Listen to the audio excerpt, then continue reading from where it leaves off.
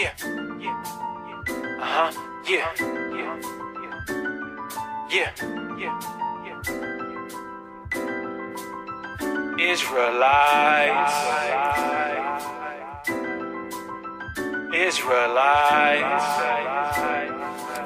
I never knew I could feel like this, cause I never seen a more beautiful day like this. No, not Easter and not Christmas, just the holy days written in the scriptures. Cause Santa Claus make the good boys do folly. How we coming through the projects, dog? Through the lobby? I'm too old, bro. Why you playing tricks for? He a thief like Brother Man from the fifth floor. They keep knocking, but I ain't letting them in. The philosophies, hypocrisies, traditions of men. I keep the holy days, giving gifts to feast of Purim. They cut a tree in the forest and they trick us to sin. All right. I got a question. I wonder who could stump it. What happened to the Shalom, brothers and sisters. Shalom. Or the Pentecost? Are people very lost? It's good to see our extended family growing by the day. I want to make sure before we begin, you can all see and hear us clearly. Yes? All right. We're going to go right into it, and then we're going to pass it over to the brethren for festivity. So if you have something to say in between, as far as testimonies and what this truth has done for you, or what impact the Most High have in your life, this is the day for it. Now, most people ask, well, is Purim a high holy day or a Sabbath? I've had a few people ask me that question. Well, it's a memorial. That's what it is. It's a time to remember. It's a serious time where the Most High saved our people, and he says it would be for a memorial. So technically, it's not a quote-unquote Sabbath. It is a memorial to remember. All right? So there's a few things we're going to go over, and I'll answer a lot of your questions also.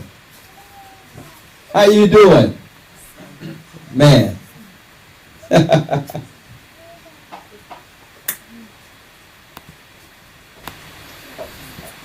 Okay, first of all, I would like to say all praises be to the Most High, Ahaya, in the name of Yeshaya, sundown. For those who are on this side of the earth, it's Purim. We're going to go over the scriptures concerning the Purim. And there's a few, I would say, how you doing, Rockline? Man, I miss y'all, brothers and sisters, man. Anyway, good to see you. We're going to go over the lesson, and we're going to also pick it up from where we left off last week. Just the other day. In giving you, brothers and sisters, the direction of the church, how we'll be going forward after meeting with the elders and deacons and brothers within the congregation last night. What you can all expect going forward. All right? And also, this is not powered up. This cord here. Make sure this cord is powered up. Right? So first off, Elder Lawyer, you have your mic, right? Yes, sir. And I'll answer any questions you have. I know you might have soup in front of you, so that can actually help your appetite in between the feast and the meal. Okay? What I'll do is we'll go through what Purim is, according to the Most High. Okay? I'll talk in depth of what that means for us today. The world, the pagans. Some people don't have no, they're ignorant to the fact that they're pagans, but pagans celebrate Christmas. The children of Israel, God's people, and those who would like to follow the law of the Jews first and also the Gentiles, follow Purim. Now, some would suggest that following holy days or memorials contained in the Old Testament is strictly for the children of Israel, the 12 tribes of Israel. Some would believe that, not knowing proper history which predates Christ. One would believe that after Christ, the nations could now, through Christ, they could now follow the holy days. Well, they're ignorant to history. Because why? There was Gentile conversions in the Old Testament, where the Gentiles left off from following paganism and began to follow the laws, statutes, and commandments of Abraham, Isaac, and Jacob. Okay? It's written of in Scripture, and it's also written of in secular history, like the Josephus. Okay? So let me tell you, when everything is said and done, when Christ returns, when our kingdom returns, there will be no paganism.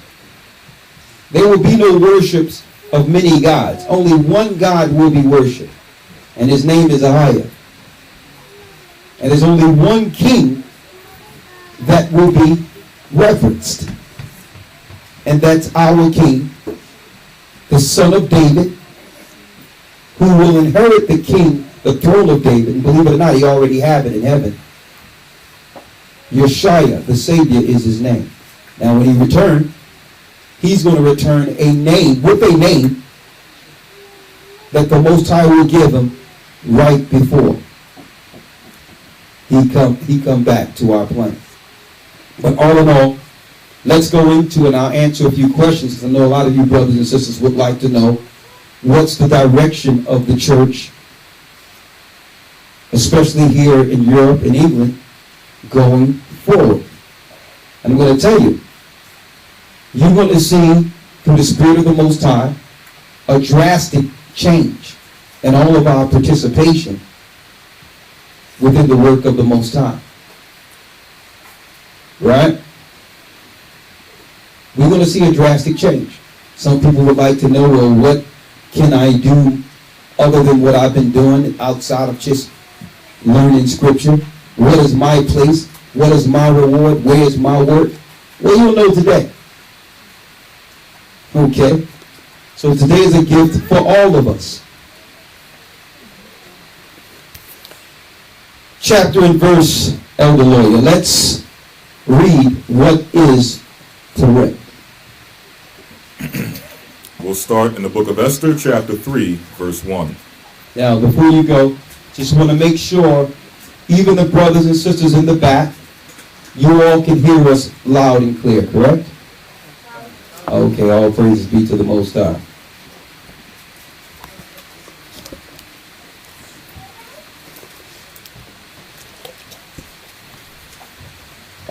All right. This is yours. All right. You know what I said? You know what? I'm going to be using this here. We got so used to the technology. Let's open the book.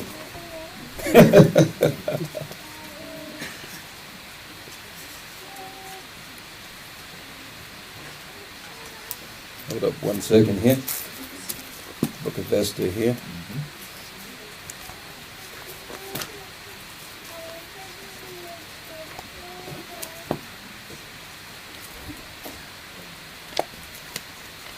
Chapter and verse, go on. The book of Esther, chapter 3, verse 1.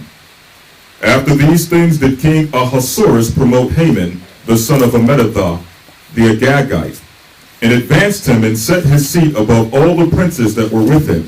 Now, what's his name again? Give it to me again. Haman, the son of Hammedatha, the Agagite. The what? The Agagite. Okay, for those of you who have learned amongst us, who was the Agagite? Huh? No, let one of the brothers back there answer. You should know already. Who was Agagite? Who was the Agagites? Huh? Sons of who? Okay, what nation? What nation was the Agagites?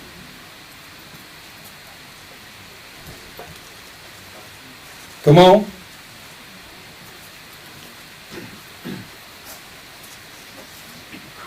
See that?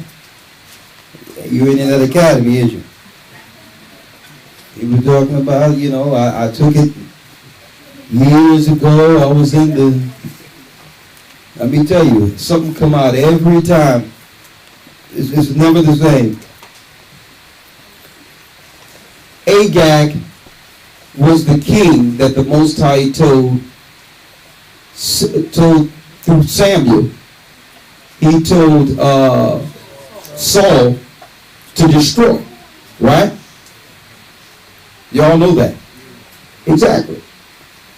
So Agag had a lineage. Agag was a son of Amalek, the heir to Esau's or Edom's power on earth. So Agag had a lineage all the way up into the Persian Empire. So when you see Agagite, that term is letting you know this is a stranger from Agag living in Persia. Right? So he's an Edomite, full blood. Part Nephilim blood, part Abraham's blood. Okay? Now, Agag has an axe to grind. He has an axe to grind against the children of the Most High. What is his axe? Well, he felt that the promise and the blessings were stolen from him. And he felt at that time, and a lot of them still feel, that the power of this earth belongs to them according to inheritance. Him being the firstborn. So in every society, when our people were serving, even before the Greeks and Romans came on the scene, you had one of the children of Amalek or Esau gain power and authority as a high counselor in these empires. In an attempt to have the empress or the kings at that time turn on the children of God or eradicate them all together. All right? So that's just plain history. Most people in this earth are ignorant to why there's wars, why there's jealousy, hatred, variances. Well, it all comes down to an age-old promise that was given to a people, a promise unfulfilled. Now the bad thing about this, being the children of the Most High, or children of God according to prophecy, you're going to suffer some of the curses or the blunt of being on the bad end of these prophecies. That's the bad part. The good part, and I love this part, is that time is up. It's a changing of the guard. Part of our captivity was not understanding ourselves. The Most High is now freeing his people. And through that, and I'm going to say this, and it leads directly into this particular lesson. Through this comes an unfamiliar responsibility. Right? When I say unfamiliar, we're not used to knowing what it takes to lead. It's just, we just inherently lost that attribute, being in servitude so long. But it's time. Right? So here's Agag and the Agagite. He links in with the Persians, who are the modern day Iranians, and become what you would call the hand to the king. Right? Go on. The book of Esther, chapter 3, verse 2. And all the king's servants that were in the king's gate bowed and reverenced Haman, for the king had so commanded concerning him. But Mordecai bowed not, nor did reverence him. So Mordecai was what? He was a prophet of the Most High. He was a man of high stature during the time of our servitude in Persia or Iran in the Middle East. Go on. Verse 3. Then the king's servants which were in the king's gate said unto Mordecai, Why transgressest thou the king's commandment? Now it came to pass when they spake daily unto him, and he hearkened not unto them, that they told Haman, to see whether Mordecai's matters would stand. For he had told them that he was a Jew. And when Haman saw that Mordecai bowed not, nor did reverence him, then was Haman full of wrath. The example of that would be, you have a new government, a new system in place, right? And there's an influential brother of power with the people. Now, in order to get the people to acquiesce to government, they would need to know that this prophet or this influential man was on board. So he says, listen, we all bow to the laws of this land and to the power of this king. Why don't you? Now, I don't know what example y'all have here, but we have examples all throughout the United States of influential leaders who acquiesced or compromised. Instead of doing what Mordecai said, well, listen, I'm not bowing to this. I can serve righteously in this land and not break the commandments of my God. I can do both. Because all laws within the earth come from the Noahic law, which means there were natural laws after Noah that went throughout the sons of Shem, Ham, and Japheth that embodies, that's a part of the 12 commandments.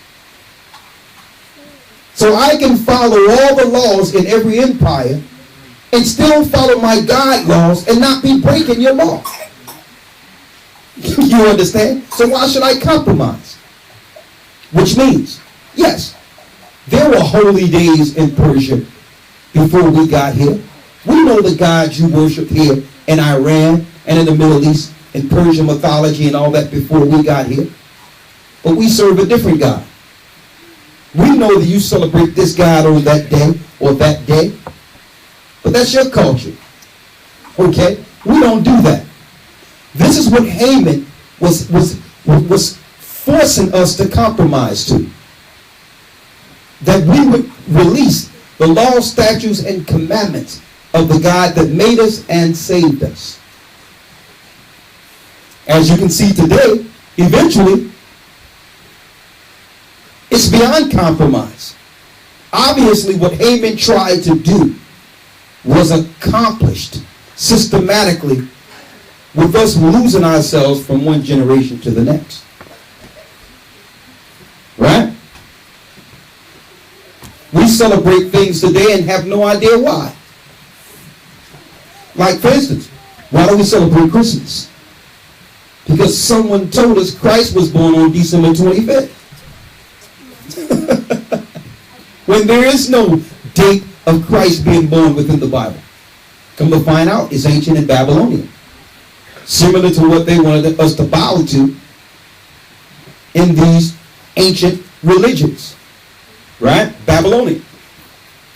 So let's go into it. Come on. Verse 6. Come on. And he thought scorn to lay hands on Mordecai alone, for they had showed him the people of Mordecai. Wherefore Haman sought to destroy all the Jews that were throughout the whole kingdom of Ahasuerus, even the people of Mordecai.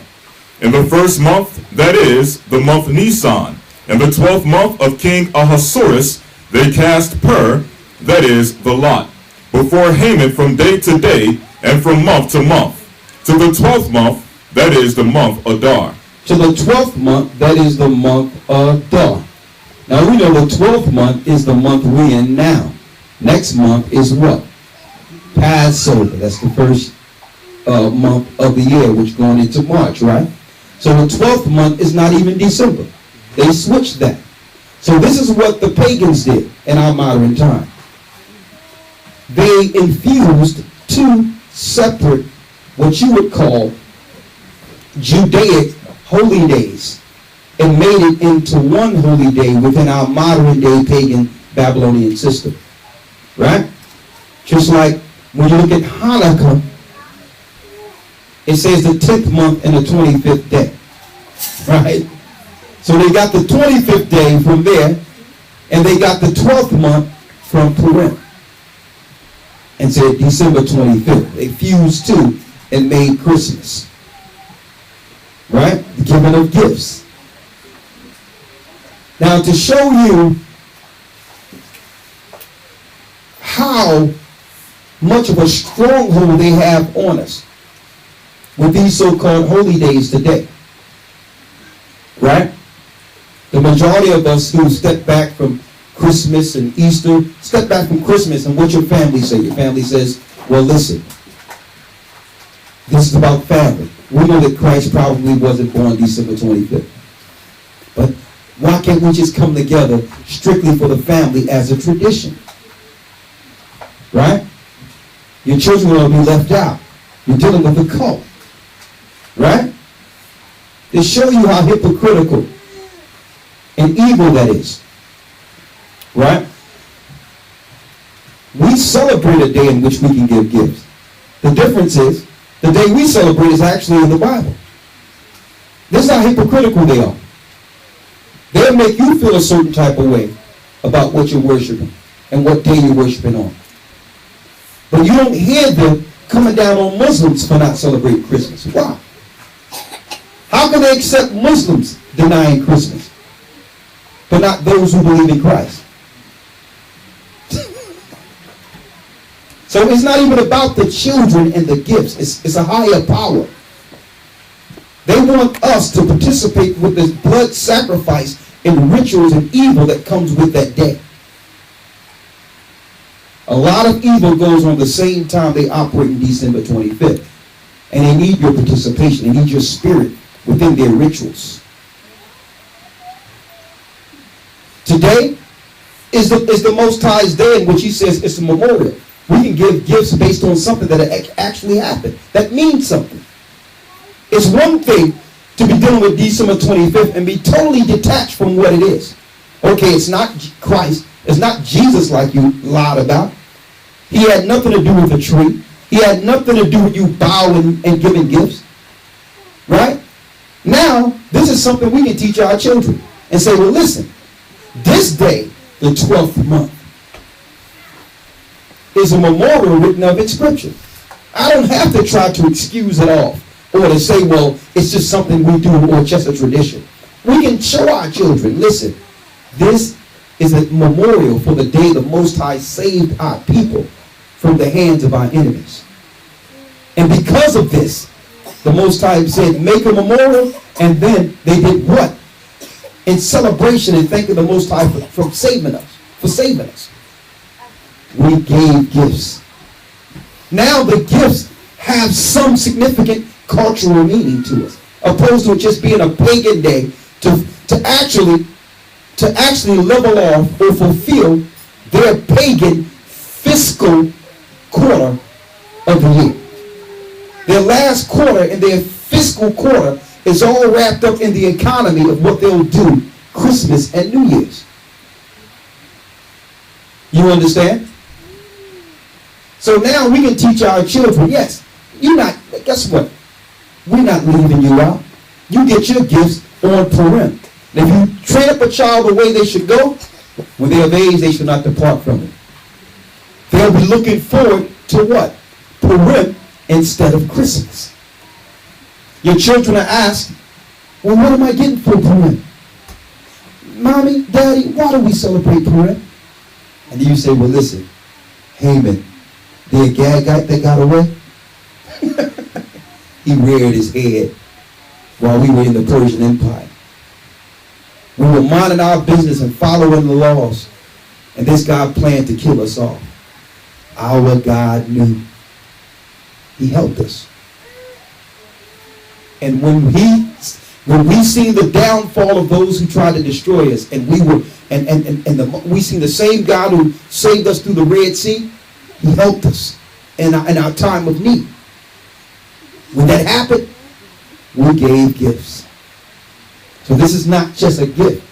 This is a memorial to remember that if it wasn't for the Most High saving us at this time under the Persian Empire, son or daughter, there would be no gifts to give you today.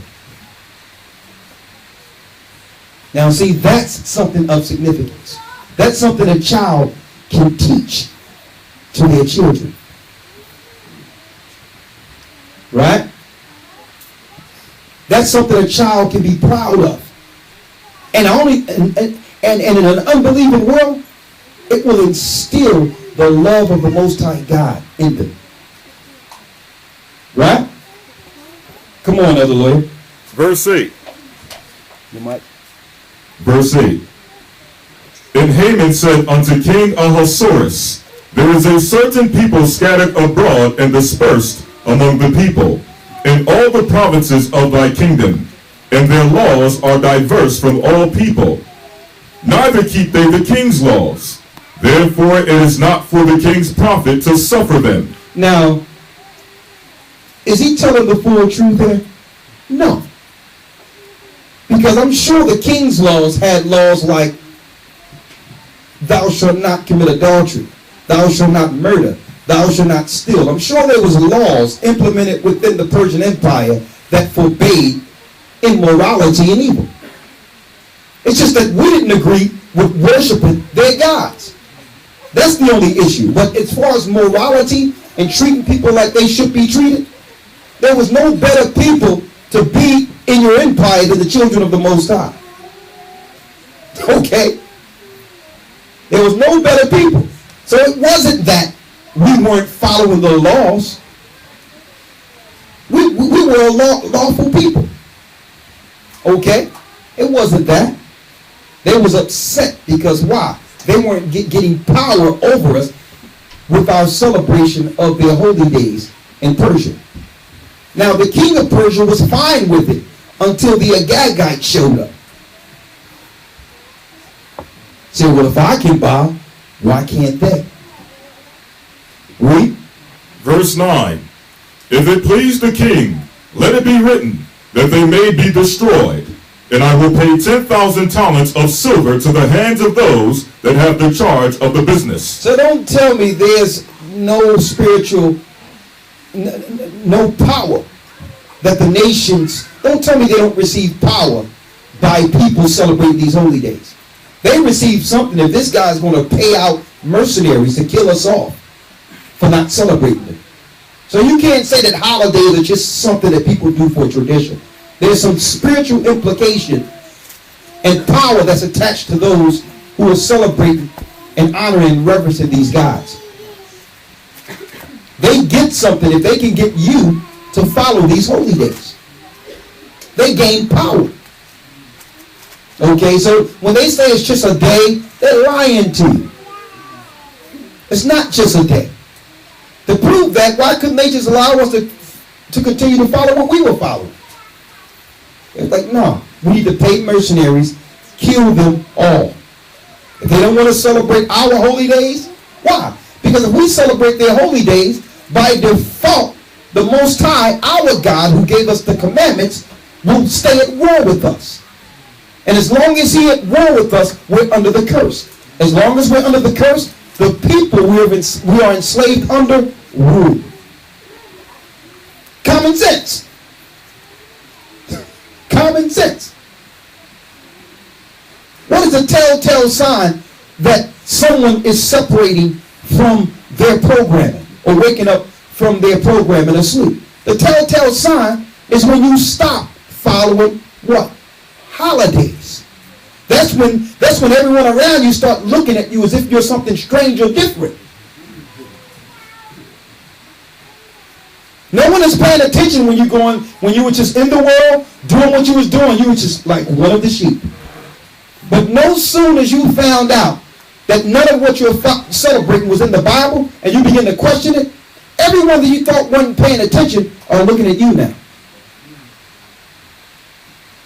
There's something that goes on spiritually. It's like a metamorphosis that goes on when one hear the truth. It's like everyone stop and look and say, hold up, what's going on? This person is different. They're changing. So the telltale sign of waking up from your sleep comes with you breaking from these holy days. That's part of your sleep. That's a tell sign where they can all look together and say, okay, we have one who now that we know can see. He's asking questions. She's asking questions. Why question anything? Follow, obey. Right? So Haman said, well, listen. They don't want to listen. They don't want to follow. They don't want to bow. Open your treasure. I'll pay mercenaries. We'll number them and kill them all. Go on. Verse 10. And the king took his ring from his hand and gave it unto Haman the son of Amminadab, the Agagite, the Jews' enemy. Verse 11. And the king said unto Haman, the silver is given to thee, the people also, to do with them as it seemeth good to thee. Then were the king's scribes called on the 13th day of the first month. And there was written according to all that Haman had commanded unto the king's lieutenants, and to the governors that were over every province, and to the rulers of every people, of every province according to the writing thereof, and to every people after their language, and the name of King Ahasuerus was it written, and sealed with the king's ring. And the letters were sent by post into all the king's provinces to destroy, to kill, and to cause to perish all Jews, both young and old, little children and women, in one day, even upon the 13th day of the 12th month, that is, the month Adar, and to take the spoil of them for a prey. The copy of the writing for a commandment to be given in every province was published unto all people, that they should be ready against that day. The post went out, being hastened by the king's commandment, and the decree was given to Shushan and Shushan the palace. And the king and Haman sat down to drink, but the city Shushan was perplexed. Go on. Jumping over to chapter 7, verse 1. You get to what he says, number. You're talking about the census.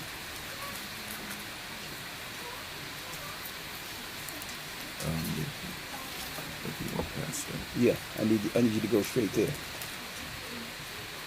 One moment. We had to decree the number. I'll read again verse 12. It says, chapter 3, verse 12. Then were the king's scribes called on the 13th day of the first month. And there was written according to all that Haman had commanded unto the king's lieutenants, and to the governors that were over every province, and to the rulers of every people of every province, according to the writing thereof, and to every people after their language. And the name of the king Ahasuerus was written and sealed with the king's ring. And the letters were sent by post into all the king's provinces to destroy, to kill, and to cause to perish all Jews, both young and old, little children and women, in one day, even upon the 13th day of the 12th month, which is the month Adar, and to take the spoil of them for a prey. Go to the 7th chapter, that's fine. Chapter 7, verse 1. So what's this here? So eventually what was going on here is he started to do what? A census. He wanted them to go out and number all of the people so they'll know exactly what to do to wipe them out. So a census is when someone come around and ask you, well, how many people in your home? How many more children are you having? See, and they tell you the Most High told David, it's against, what's this? I need a battery. I need to change these batteries. Yeah. The Most High told David that it's against the law to number the children of Israel. Why? If you number them, then what? You can do what? You can war against them. You can plan war against them. So when they come to your house and ask you how many people are in your house and all that, and they claim that it's to know how much money or subsidies to give a certain area that can help you, they're lying. Why? Because they're numbering you and they're pulling back everything through austerity. So I thought you were numbering me to help me out. Why are you now drying up the little finances I am receiving and still numbering me? No. It's the plan to do what? Depopulate. Now this is why they don't want you to read the Old Testament in the Bible. Because the Bible gives you the plans of all the societies and all of the programs of eugenics and all that was in the Old Testament. How Pharaoh, seeing that we were growing strong, and he feared that we would join to another army. So he said, listen, let's kill off the man-child and let the woman child live. Right? I need a better cord. Let the woman child live. Okay, what was that? That is what you would call modern day abortion. Okay? So they don't want you to read the Old Testament. They'll just tell you in church, it's all about Jesus and love. Don't read, that's nothing but crazy stuff and bad stuff back there. We're under the new covenant now. Realizing that it's identifying what have systematically been done to us from generation to generation. They don't want us to see the programs of the former kingdoms against the children of God. Why? It'll become familiar to you. You'll start to believe and understand that, hold up, these people that they did this to, it seems like I can relate to them. It seems as if they're doing the same thing to me. That's one of the reasons that they felt a certain type of way when Nat Turner started reading the Old Testament. Okay?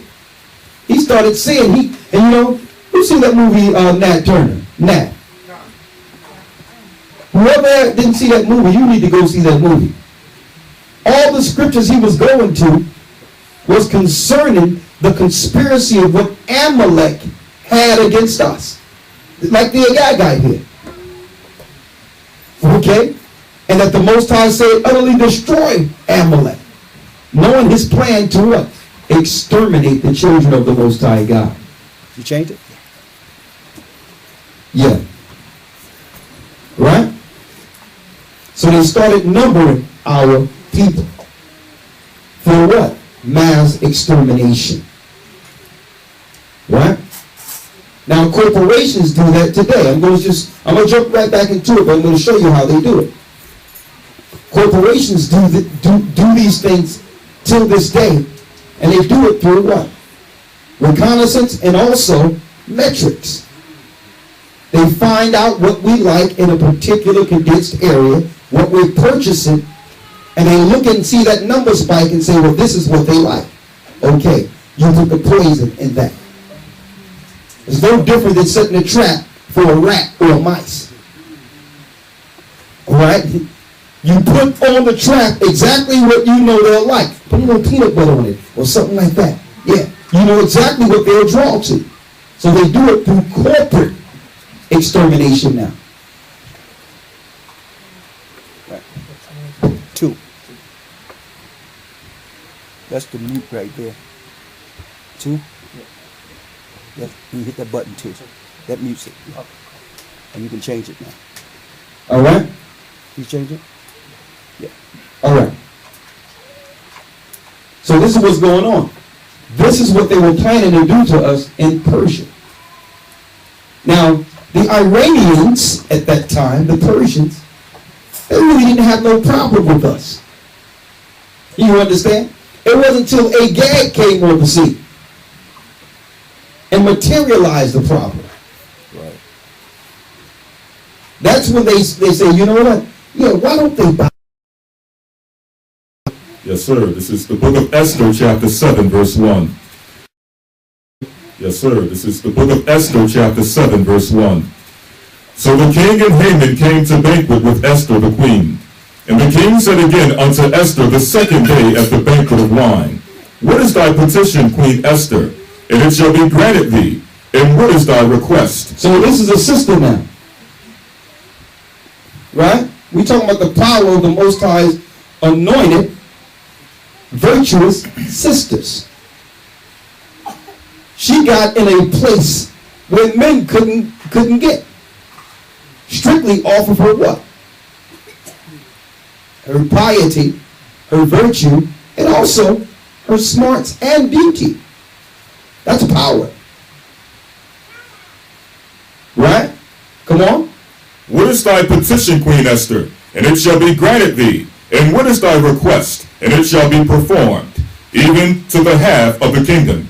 Then Esther the queen answered and said, If I have found favor in thy sight, O king, and if it please thee, let my life be given at my petition, and my people at my request. For we are sold, and I am my people. Or Salakia, for we are sold, I and my people, to be destroyed, to be slain, and to perish. There's a plan to destroy us. Read. But if we had been sold for bondmen and bondwomen, I had held my tongue, although the enemy could not countervail the king's damage. Then the king Ahasuerus answered and said unto Queen Esther the queen, Who is he, and where is he that durst presume in his heart to do so? And Esther said, The adversary and enemy is the wicked king Haman. Then Haman was afraid before the king and the queen. And the king, arising from the banquet of wine in his wrath, went into the palace garden. And Haman stood up to make request for his life to Esther the queen, for he saw that there was evil determined against him by the king. Then the king returned out of the palace garden into the place of the banquet of wine. And Haman was fallen upon the bed wherein Esther was. Then said the king, Will he force the queen also before me in the house? As the word went out of the king's mouth, they covered Haman's face. And Harbonah, one of the chamberlains, said before the king, Behold also, the gallows 50 cubits high which Haman made for Mordecai, who had made good for the king, standeth in the house of Haman. Then the king said, Hang him thereon. So they hanged Haman on the gallows that he had prepared for Mordecai. Then was the king's wrath pacified. Justice. And guess who brought that justice? Guess who brought it? Guess who came in the spirit of the Most High and it dared the king's heart to do this? Sister Esther. Right? And the Most High said, well, listen, we're going to make sure that this story is mentioned as a memorial. Okay?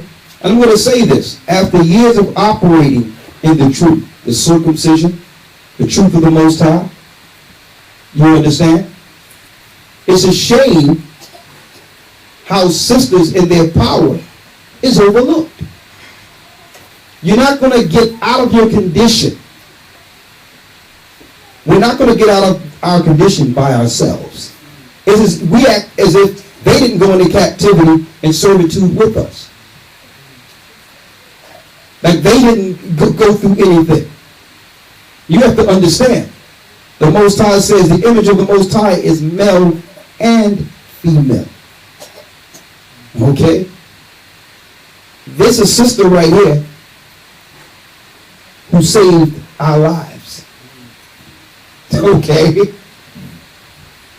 So we're going to give it up today in the spirit of the Most High for sending Sister Esther.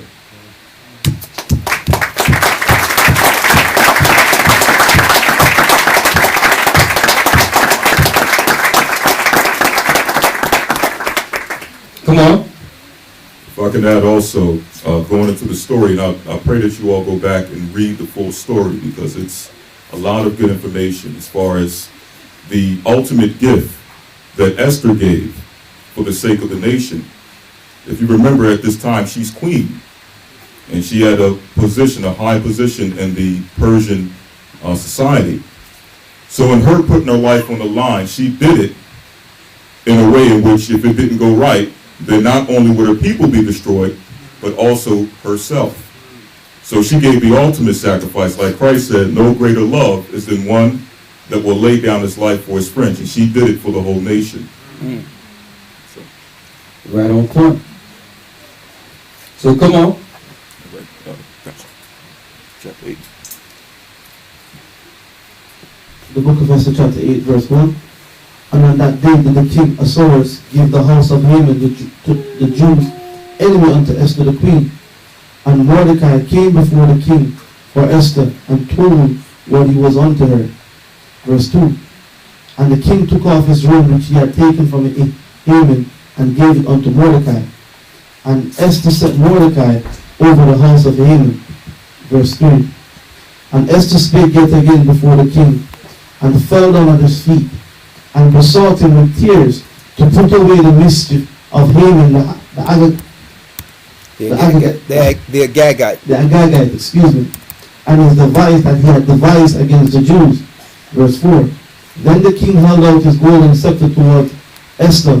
So Esther arose and stood before the king, and said, If it please the king, and if I have found favor in his sight, and the thing seem right before the king, and I be pleasing in his eyes, let it be written to reverse the letters devised by Haman, the son of Amminadab, the Agagite, which he wrote to destroy the Jews, which are in all the king's province.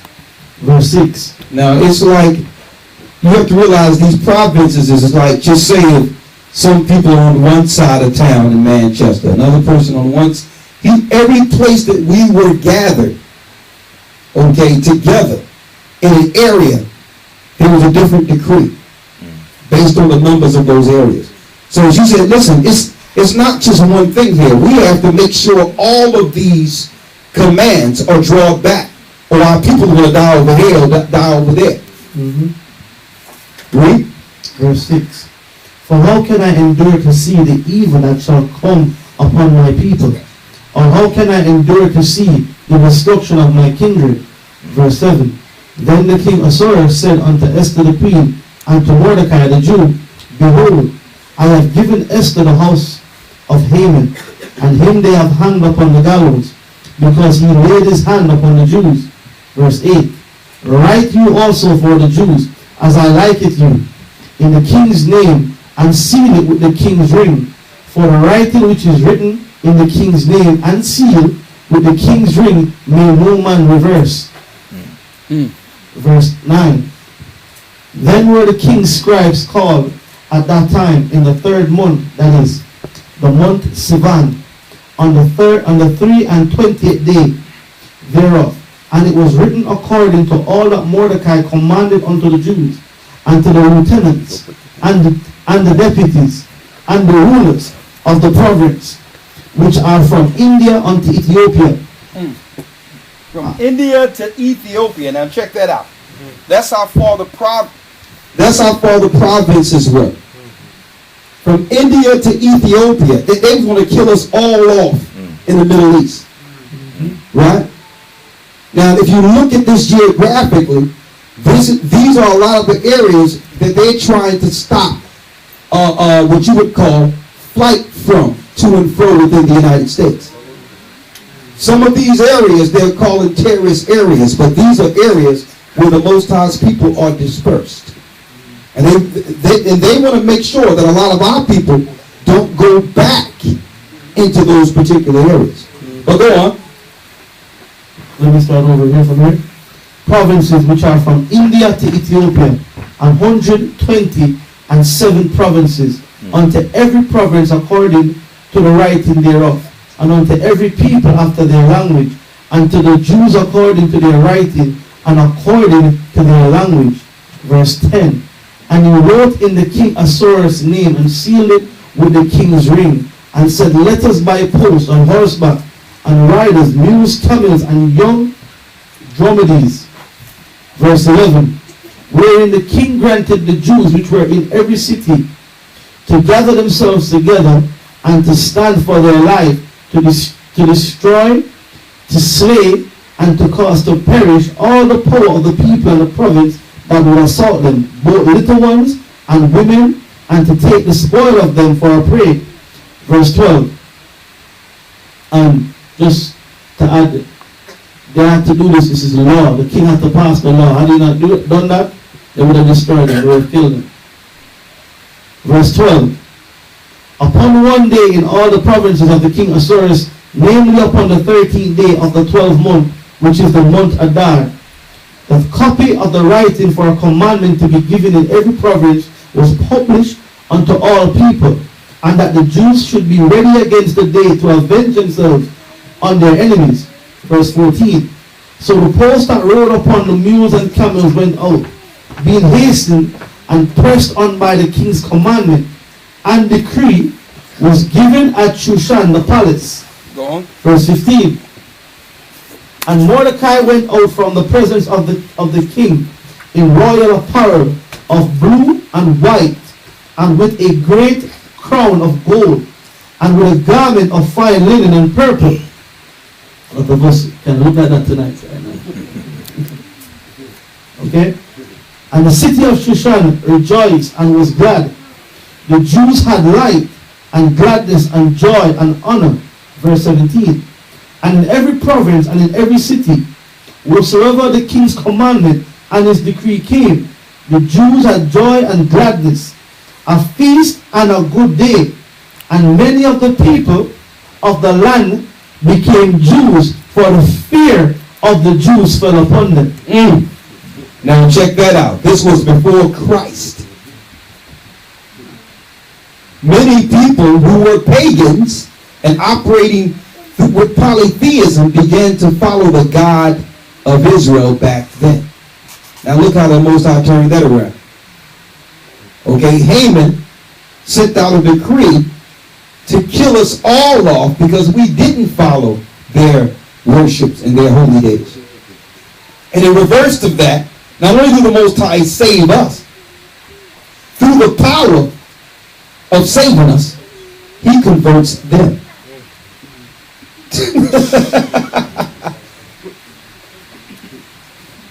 He converts them. And I'm going to tell you right now, that power didn't stop. That power didn't stop. Just that men who received the Most High's word and some people who receive the Most High word can get in the way. If we show our power and what the Most High has given us through this truth, through the love of the Most High and power of the Most High, all nations who are right, who have a heart towards the Most High, will turn towards the true God of Israel. Come on. I'm going to jump on to the 17th chapter. Yes, let's get right to it. Yeah. The book of Esther, chapter 9, verse 17. On the 13th day of the month Adar, and on the 14th day of the same rested day, and made it a day of feasting and gladness. Verse 18. But the Jews that were at Shushan assembled together on the 13th day thereof, and on the 14th day thereof, and on the 15th day of the same day rested, and made it a day of feasting and gladness. Therefore the Jews of the villages that dwelt in the unwalled towns made the 14th day of the month Adar a day of gladness and feasting, and a good day, and a day, and of sending portions one to another. Verse 20. That's the giving of gifts. Come on. And Mordecai wrote these things and sent letters unto all the Jews that were in all the provinces of the king Ahasuerus, both near and far, to establish this among them, that they should keep the 14th day of the month Adar and the 15th day of the same yearly. As the days written, the Jews rested from their enemies, and the month which was turned unto them from sorrow to joy, and from mourning into a good day, that they should make them days of feastings and joy, of sending portions one to another and gifts to the poor. See that? And looking out for those who are without. See, that's where your modern day powers use that day to do what? Give to the less fortunate, what they call Christmas. They're just mimicking a holy day within the Bible, where they'll have Salvation Army and you give money to the poor, or at the end of the year, your boss give you a bonus or give you an extra little something at the end. They got all that from this holy day without telling you it was your holy day. Right? Come on, Elder God. Verse 22. Come on. As the days wherein the Jews, let me jump down. I read up for verse 23. And the Jews undertook to do as they had begun, as Mordecai had written unto them, because Haman, the son of Amminadab, the Agagite, the enemy of all the Jews, had devised against the Jews to destroy them, and to cast Pur, that is the lot, to consume them, and to destroy them. Verse 25. But when Esther came before the king, he commanded by letters that his wicked device, which he devised against the Jews, should return upon his own head, and that he and his sons should be hanged on the gallows. Verse 26. Wherefore they call these days Purim, after the name of Pur. Therefore, for all the words of this letter, and of that which they had seen concerning this matter, and which had come unto them, the Jews ordained and took it upon them and upon their seed, and upon all such as joined themselves unto them. See that? So this is a holy day for the Most High seed, which is the 12 tribes of Israel, and the Gentiles who joined themselves unto Israel. This was a holy day before Christ. And see, I'm going to tell you, it's the more I learn of Christ and read of Christ, I realize the fulfillment of Christ is in the Old Testament. It always was. The New Testament was written after Christ. But all that Christ embodied was in the Old Testament. Even the law of strangers when we came out of Egypt amongst the Gentiles. It was always meant that all nations on the earth would eventually serve the living God. Okay? Just that time got in the way. Why? The fall of the light. We were supposed to be God's people and a light to the world. So by default, the world went into chaos. We fell, and the whole world went to chaos. It became an earth without law. And in the world, the Gentiles just followed what they were shown. They didn't know any better to a lot of degrees. They just followed what they thought was correct. Until what? Until the light would come. Until Christ would come. And then he would set up his people to be a light to the world. Right? Come on. Verse 27. The Jews ordained and took upon them and upon their seed and upon all such as joined themselves unto them, so as it should not fail, that they would keep these 2 days according to their writing and according to their appointed time every year. Verse 28.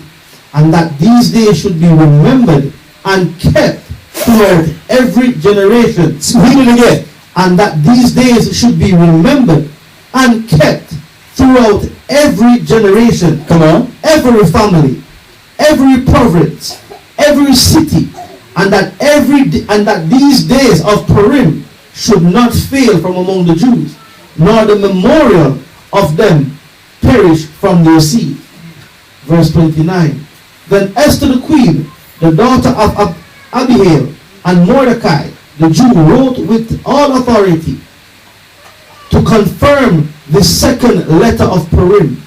And he sent the letters unto all the Jews to the 127 provinces of the kingdom of Ahasuerus, with words of peace and truth. Verse 31. To confirm these days of Purim in their times appointed, according as Mordecai the Jew and Esther the queen had enjoined them, and as they had decreed for themselves and for their seed, the matters of the fastings and their cry. Verse 32. And the decree of Esther confirms these matters of Purim, and it was written in the book. And it was written in the book. What book? The Bible. That's the book the Most High had translated for us in a new tongue to understand. Right? So that we can then begin to follow the paths of our forefathers. The righteousness that came with being children of Abraham, Isaac, and Jacob. Now you notice it said that Purim would be a memorial, right? And that we would remember it and deal with it from generation to generation at a fixed time from year to year. Right? Now let me break down what a fixed time is. A fixed time means it's on the same day every year from one year to the next. Which means, like we have Monday, we have Sunday, Monday, Tuesday, Wednesday, Thursday, Friday, Saturday. Right? Now we know the days were numbered not after the sun, which is Sunday. Right? The moon, which is Monday. Tuesday, Wednesday, Thursday, Friday. These are all first and fourth. These are all pagan days given, pagan names given to what? Days that were named after numbers. You see in the Bible where it says, well, the 12th month, the 13th day. Well, guess what? That 13th day fall the same day next year. Like for instance, right? Today is what? According to their names. Today is Wednesday, right? Wednesday sundown, right? Well, we know that Purim every year will fall where? On a Wednesday. You see how confusing things are? Where each year your birthday and all that, your birthday may fall on a Monday this year, a Wednesday next year, a Friday another year. How confusing that is? Why? Because we as a people, or as the earth, because even the sons of Noah had the cycles of days. We have lost the 364 day calendar. If we follow the Sabbaths, 52 Sabbaths, every day from year to year falls at a fixed time. The Passover is always on what? On the 14th day of the first month. Right? Always. The first Sabbath is the seventh day of the year. The second Sabbath is what? The Passover. Right? We know that it's equal parts night and equal parts day for the last day of the year. Right? So each year, the holy day or the new moon or new month falls when? Falls when? On the first day of the week. On the first day of, no. The last day of the year is what? A what? Sunday. A Sabbath. Sabbath, yes. Here we go. So you got to know if you're going to show other people. Right? The last day of the year, equal parts night and day, is always what? A Sabbath. And exactly. After it's equal parts night and equal parts day, then you have what? The first day of the year. Right? So each first day of the year always fall when? Hold up now. Saturday sundown to Sunday sundown is what? The first day of the year. You got it? The year always end on a what? Sabbath. The year always start on a what? On the first day. You got it? So the Sabbath, the last day of the year, Sabbath, is equal parts night, equal parts day. You got it? Now, I see that a lot of people need to be on point with that. So, through the Spirit of the Most High, we have the calendars that are right on point where you can see the holy days and they all fall on a fixed time each year. Right? You got it? Now, does anyone have any questions concerning that or the holy day before I go on to my next point? No? Okay. Here you go. All right.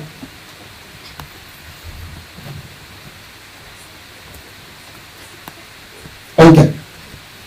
So this is how we're going to do things going forward before we go into the feast. We talked about it, and I figured that we would mention this so that you will hold us to task with the work here in England going forward.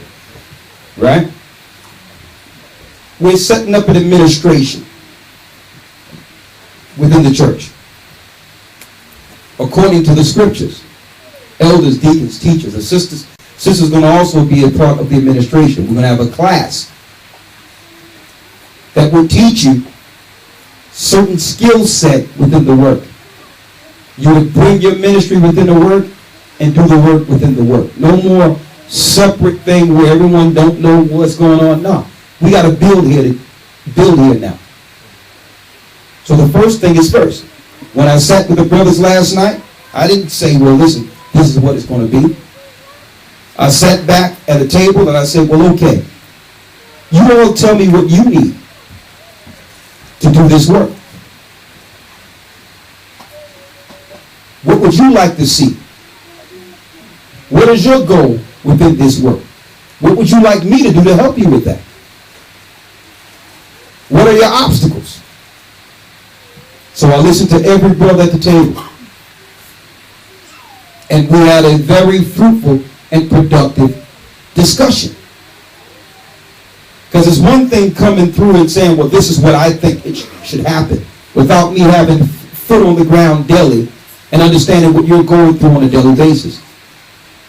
So I had to listen and say, well, okay, I see how we can fix this. We're going to have one headquarters. We're going to have a major headquarters where all the elders and deacons, once they go through the teaching program that we're going to have, we will meet there once a month, all leaders, as far as the leadership.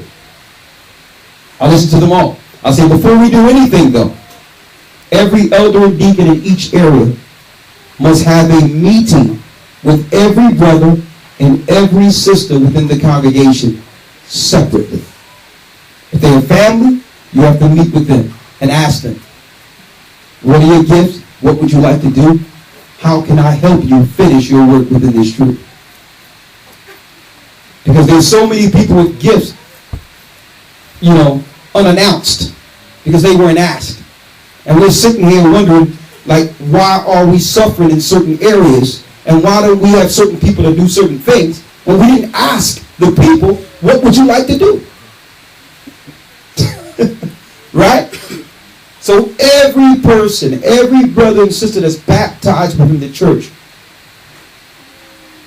will have an ear. And like I told them last night, discuss with me what you would like to do. There is no right or wrong. There is no reprimand. There is no argument here. Let me hear what you feel you're being held back from.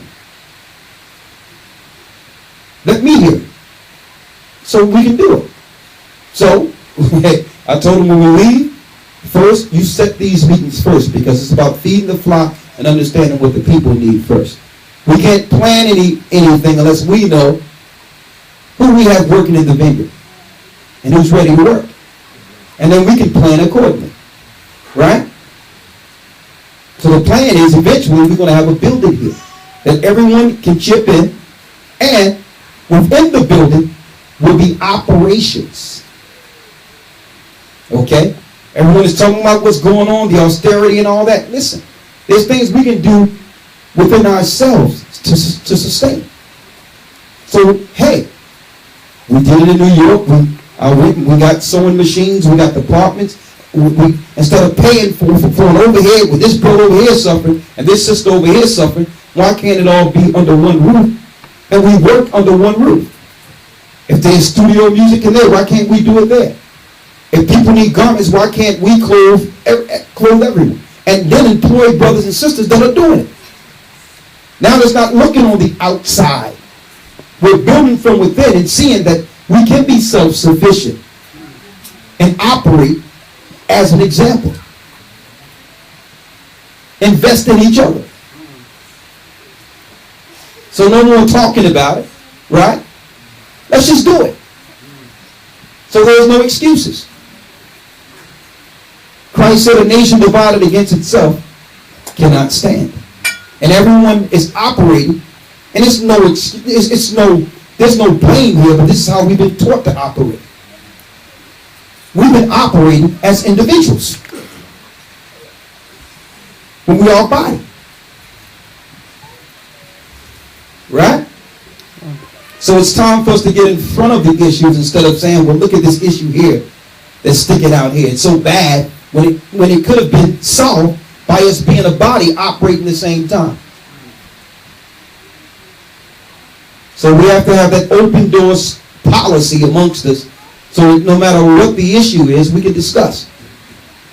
And know that, hey, maybe we can't solve all the ills at one time, but at least we're listening and we can, okay, I don't know if we can do that right now, but we can definitely do this.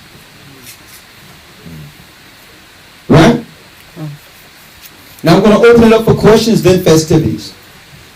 Last piece real quick. Right?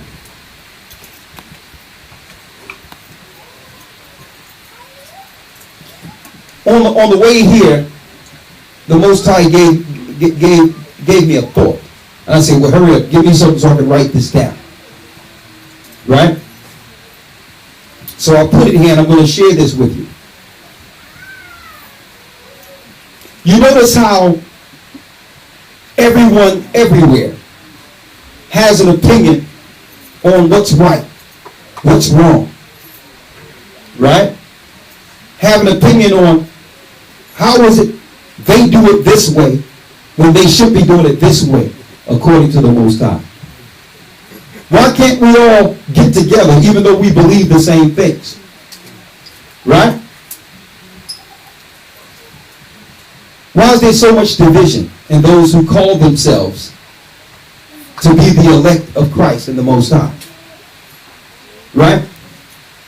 So something came to me and I wrote it down. And it's within Scripture. And I'm going to get the 10 Commandments out of there real quick in Exodus.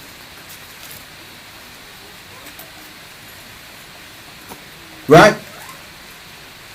The other day we were teaching and we was going into a royal priesthood. How, I don't know how many people's brothers and sisters seen that.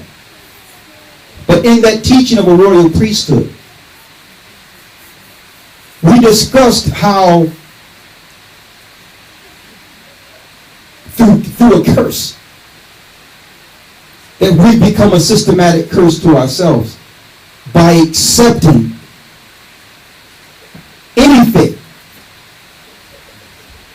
lower than royalty. Anything less than royalty is captivity.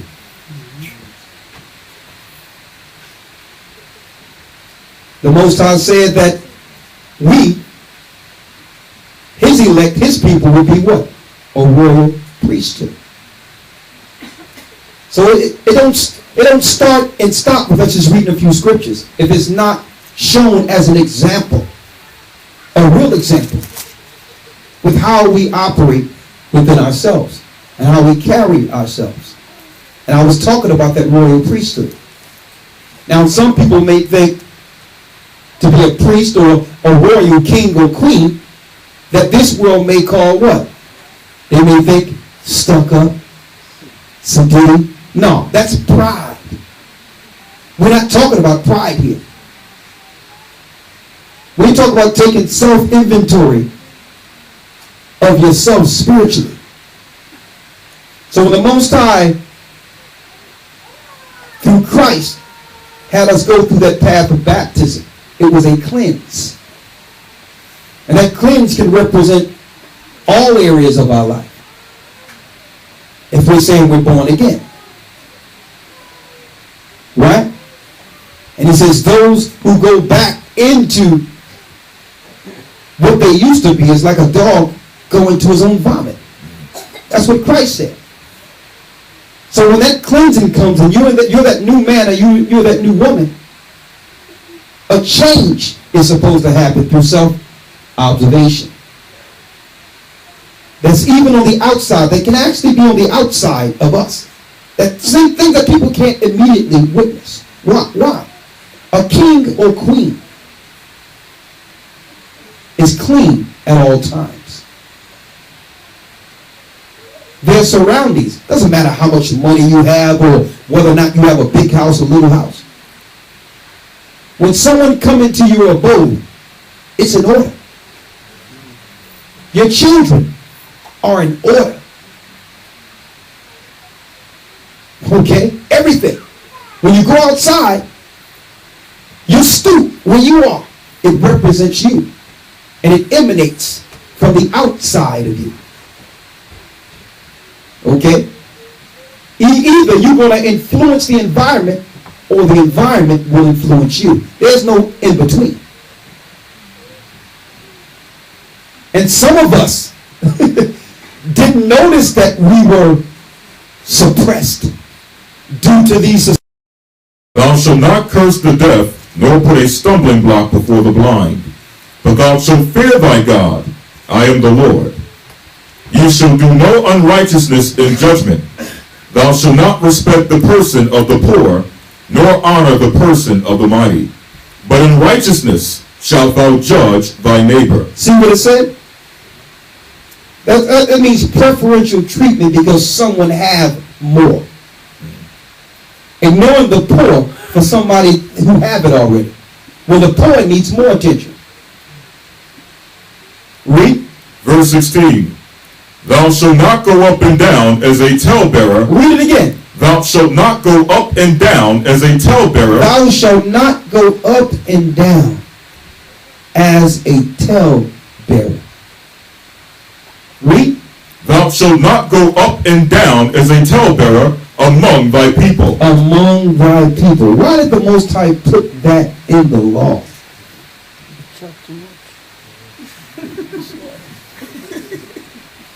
How can we execute any level of civility and order and quiet and solitude if this behavior is rampant within a society? Where it's okay to say whatever you would like about another person and think there's no consequence.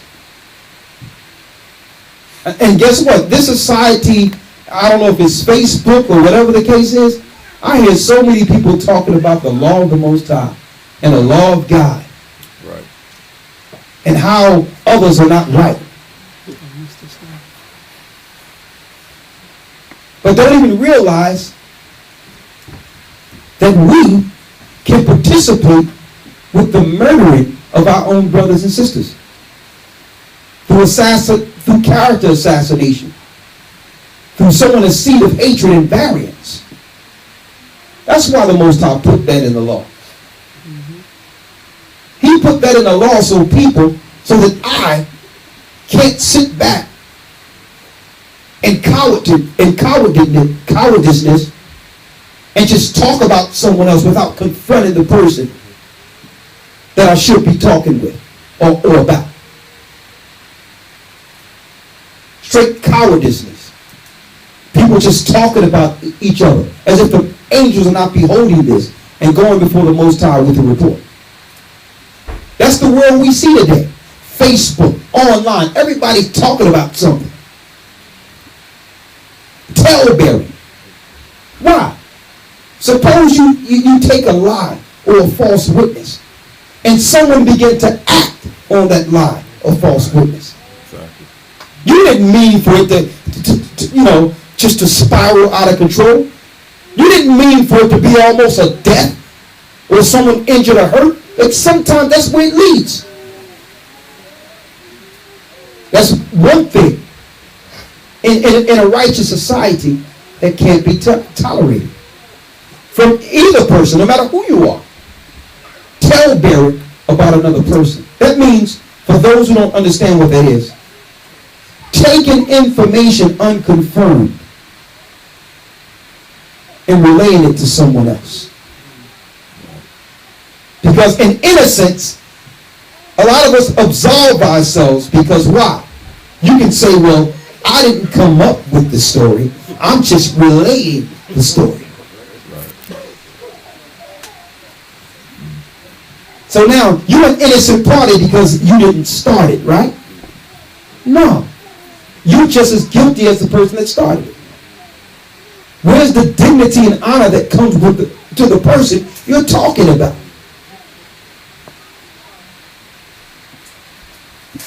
These are some serious ills that are going on and are more rampant and more prevalent now in a society where everyone is dealing on social media. You think you can say what you want to say behind your computer without consequence. We have to be very careful. Listen to what it's saying. Read it. Thou shalt not go up and down as a talebearer among thy people. As a talebearer amongst thy people. What's going on? Well, I heard this. Well, I heard that.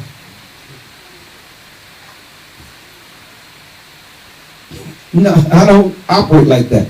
When I'm hearing a lot of what people, I'm like, listen, I need the source. I don't want to hear what you're talking about. Where's the source? Who set things up? Who did what? Let me talk to that person. We operate in the spirit of talebearing, and because it's a societal regular, we don't even know we operate like that. It's part of, it's just like saying, well, okay, I recognize what not to eat. I recognize what not to follow pagan holy days anymore. But these are the things I have to clean up amongst myself. Do I receive information secondhand from another person and spread it? You understand? You'd be better off, believe it or not doing that. You know, and picking up a pork chop sandwich or something. Because at least you're just defiling yourself and not smearing everyone. Now, I'm not saying, now you know swine is evil, so I'm not saying, because I know people will clip it and they'll do what? They'll tell it. Yeah, go on. No, just saying ourselves after that. We as a culture of people like to receive gossip. We love gossiping. And this is an ill of it. This is a direct link to that, why the talebearing goes on amongst us. Because we just gossip and chat for no reason. You understand? When we come together, right now, we coming together and dealing with the scriptures. We're dealing with people business. Business that have nothing to do with us. You understand? So we have to mind our own business and our real. We get further in that way. You understand? And I'm saying that, you know, it's a cultural thing amongst us that we just love sauce. And passa. It goes all over the place. I forgot it now. Yeah? You get something? Okay. I just wanted to put that out there. Because the Bible tells you about a whisper that leads to murder. It always starts with just a little bit. It just starts with that. A little bit. And it leads to murder. Character assassination. And this is what happened to Christ. They began to murmur against him. Right? What you have, Brother William? I'll just finish where we are. Go on. Leviticus. The middle of Leviticus 19 and 16. Come on. Neither shalt thou stand against the blood of thy neighbor. See that? Neither shall thy stand against the blood of thy neighbor. Why? This is almost prophetic concerning what happened to Christ. They first talebeared and lied on him. Stirred up the people into a council that led to what? blood.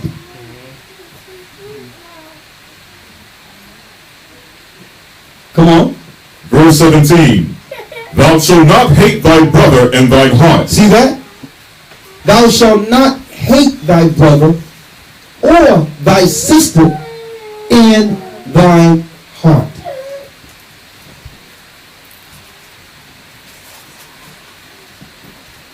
We can't hate each other. We have to love each other. Right? We have to love each other. That's fulfilling the law that Christ was speaking of. Love your neighbor as the Most High love you. We can't say we love the Most High and spread things of hate and seek blood from our own brother or sister, or seek evil towards our own brother and sister. We can't say that. And like I said before, with a curse, do what? Respond with a blessing. I say it over and over again because what? That's what Christ taught. Think about it, brothers and sisters. There's a lot of people everywhere saying things about me. But you know what? If I was to focus on it, it would turn into hatred, variance. I would hate my own brother. I can't do that. I would hate my own sister. I can't do that. So I have to bless them and forgive them regardless. So that I don't make what they're dealing with become the bane of my existence and become unfruitful. You understand? And that's what you have to do. You have to understand that there's a lot of spirits out there. But we can't change these people by reacting to these people. We can change everything by operating right amongst ourselves and not rendering evil for evil. And then what, like I'm saying, the kingdom of heaven is within us. All what we do will emanate from the outside of us. That's a king, that's a priest, that's a queen. Anything else, Brother Lloyd? Yes, sir. Come on.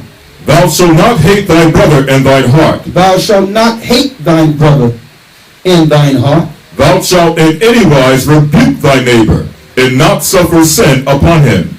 Thou shalt not avenge nor bear any grudge against the children of thy people. Listen to that. Read that again. Thou shalt not avenge nor bear any grudge against the children of thy people. You can't avenge or bear a grudge. That means, well, because you did this, I'm going to do that. That's rendering evil for evil. Read. But thou shalt love thy neighbor as thyself. I am the Lord. I am the Lord. Now I'm reading Christ in the law. How do we become the royal priesthood? By not just following the law, but living the law. But living the law. Right? Happy Purim. Any questions? I can open it up for the brothers first, and then we can open it up for the sisters, and then after that, festivities. Let's be a royal priesthood. And brothers and sisters, let's change Manchester, let's change Sheffield, let's change London before we're up out of here. With our operation one amongst another. I just gave some examples of what the Most High was bringing on my way here and saying, listen, if y'all had a chance to be judges, what would be the start that will allow our people to have peace and learn the scriptures and eventually come close to the Most High and fulfill their purpose within this work? What environment would you set? And I just started typing and writing, which is embodied within the 10 Commandments. Let's read that. That's what I wanted to read. Exodus 20. Exodus chapter 20, verse 1. And I'm going to tell you, there's a lot of people out there who say, well, we can't come together and why can't we come together outside of this Bible? Think about it. The Bible gives the answers on how we can operate one with another. You don't want to deal with the Bible because you know there's something the Bible is pointing out that's wrong. But yet you're saying you want to come together on some black stuff. But yet if you don't follow these laws, my children are in danger concerning you. You may like to do something in my house that the Most High don't want in my house.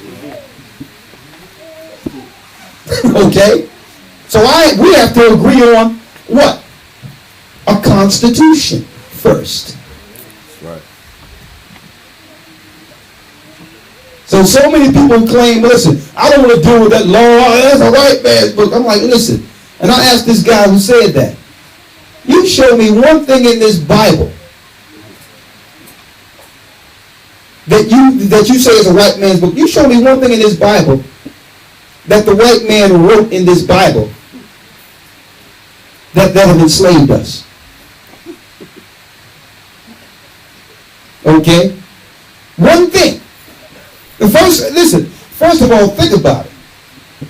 I'm not talking about all white people, but hey, if I'm an evil white man over society and I got a chance to write this book, first of all, the first thing I would have took out is slave ships.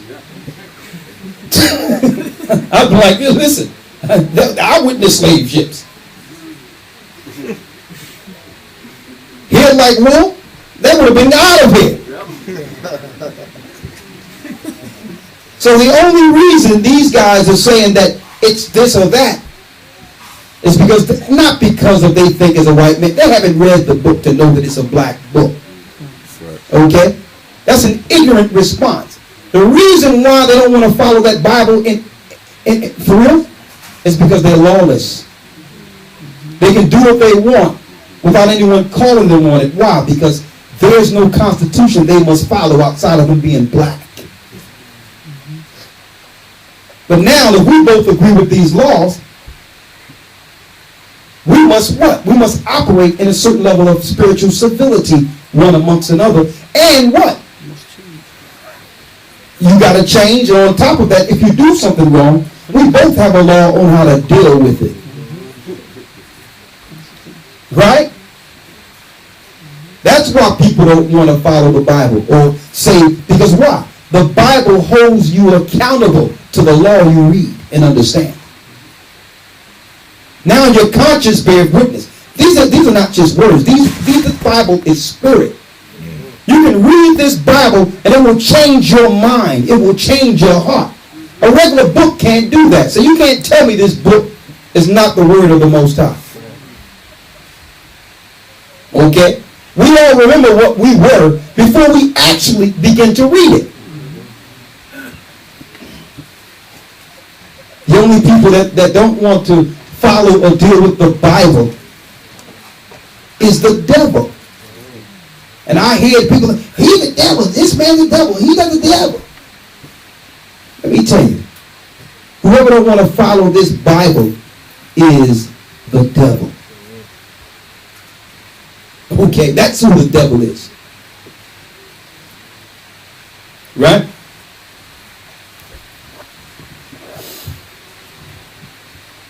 What you have, Brother Lloyd? Let's read.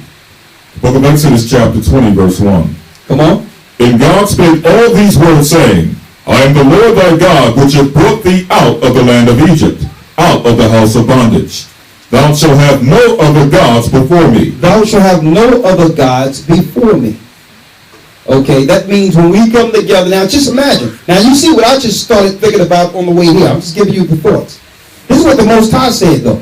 So if we come together, all together, we're not going to be having all these gods. We have one God and one understanding and law concerning him. Some people want to say, well, why can't everyone come together under being Israelite? Well, a lot of us are serving separate gods. Some don't believe in Christ. Some don't believe this, some don't believe that. But the Most High says what?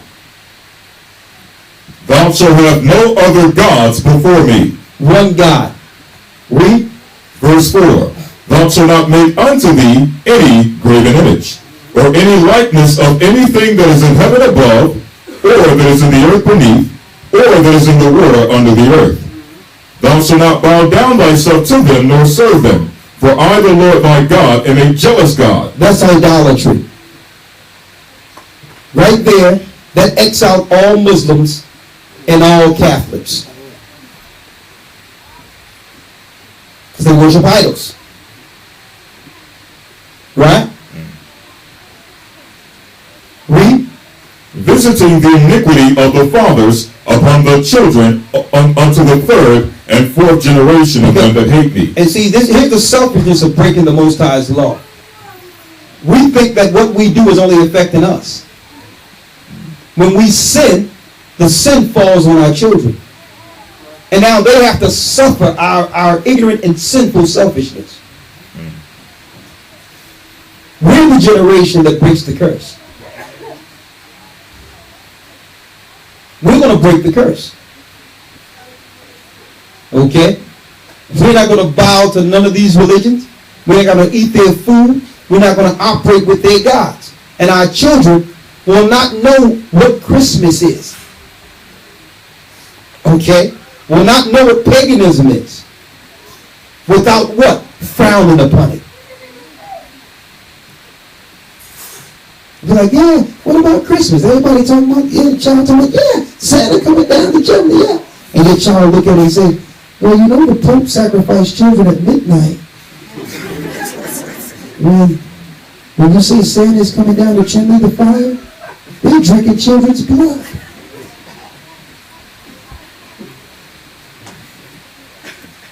Totally. I mean, that gives preacher a whole new name. Our children are going to be straight with them. No, this child sacrifice. It's all about the children because the Pope is drinking blood that night.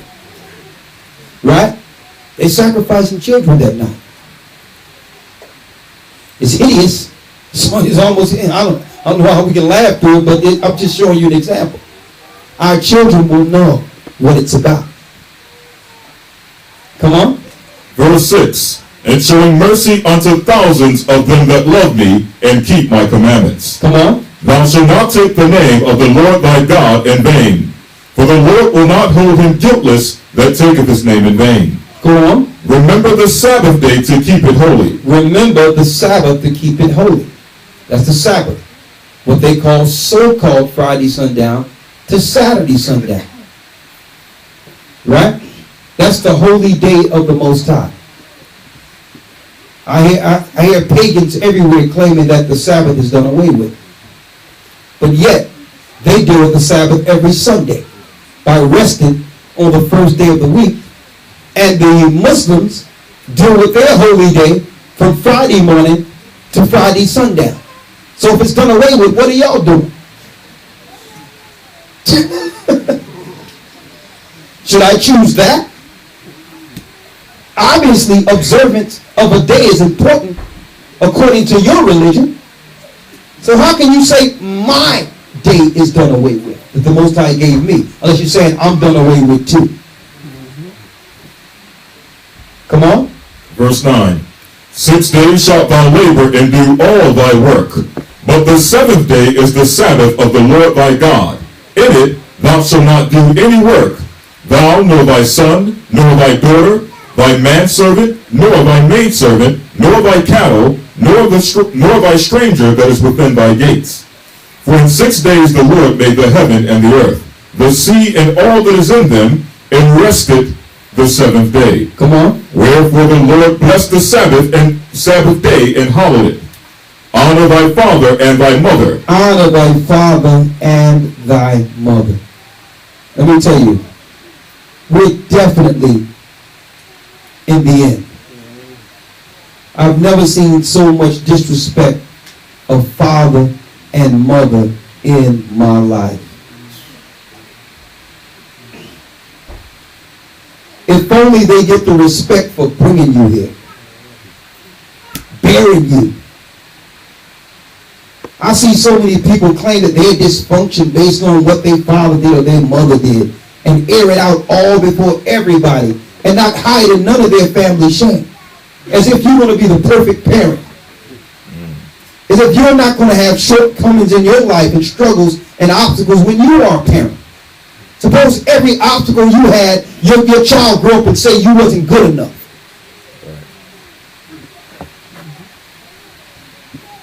Honor your father and your mother. You're not no wounded puppy. They want everyone to feel like a victim. You must grow up and realize, okay, my mother and father is not perfect, but without them, there would be no me. I forgive you, Mom. I forgive you, Dad. I love you. You can rest when you rest in your time to go. Know that we're going to have peace.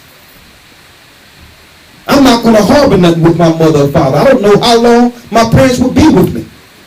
My father is gone. And I'm glad I had an opportunity to let them know how much I appreciated it. Tomorrow is not promised to any of us. And suppose they go without the opportunity to know that everything was healed, everything was good. This is an unappreciative, disrespectful, evil, and wicked generation that don't even honor the mother and father. And the greatest honor that a son or daughter can give their father and mother is if you're a man, you honor your father by being a man and you bring forth his seed. If you're a woman, you honor your mother by being a mother and marrying and honor and bringing forth children. The biggest disrespect to father and mother is the spirit of Sodom and Gomorrah. They're the ones teaching us through psychology and media. They're the ones teaching us to revolt against our parents, making us believe our life wasn't good enough. Because why? They have a problem with authority in the image of the Most High God. The whole world is being ran by the psychology of sodomites. We have to break free and be men and women and honor our father and our mother. Well, I'm not speaking to him. Or I'm not speaking. Are you crazy? How can you not speak to your mother or your father? And think the Father in heaven is honoring you and respecting you. I've heard people say that. I wish my son was, man, I'm not talking to you. And listen, okay, I know I'll talk to you when you wake up, buddy.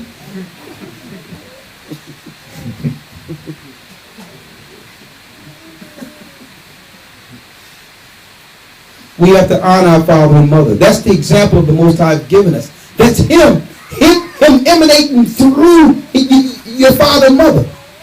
That's your position of authority. That's how you learn authority. The Most High gave you himself through your father and mother to teach you of what a father is. Your mother nurtured you and cared for you. So that's another thing that wasn't on my list today. The disrespecting of parents will not be tolerated. And there will be no father trying to turn the children against the mother, or the mother looking to turn the children because they didn't have a spat. Either way.